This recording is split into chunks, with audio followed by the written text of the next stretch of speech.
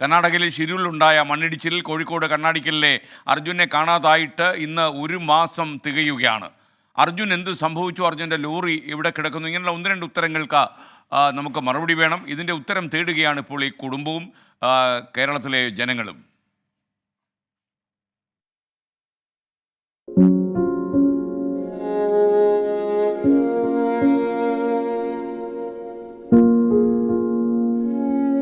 പ്രിയപ്പെട്ടവന് എന്തു സംഭവിച്ചു എന്നറിയാത്ത 1 മാസക്കാലം, കണ്ണീരുണങ്ങാത്ത 30 ദിനരാത്രങ്ങൾ, അർജുന്റെ മടങ്ങിവരവിനായി പ്രതീക്ഷ കൈവിടാതെ കാത്തിരിപ്പ്.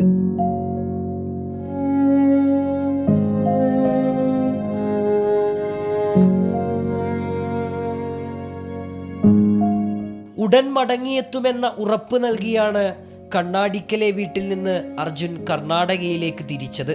ലോറിയിൽ ലോഡുമായി രാംനഗറിൽ നിന്ന് മലപ്പുറം എടവണ്ണയിലേക്ക് മടക്കയാത്ര.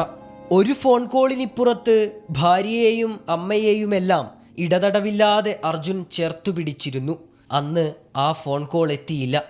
ആശങ്ക ഇരട്ടിയാക്കി അർജുൻ കടന്നുവരുന്ന വഴിയായ ഷിരൂരിൽ മണ്ണിടിഞ്ഞ് അപകടമെന്ന വാർത്ത.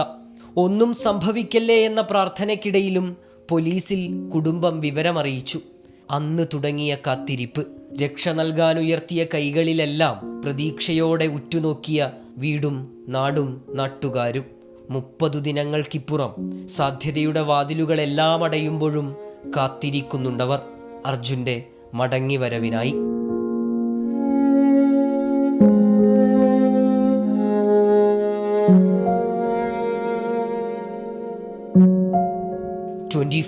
കോഴിക്കോട്.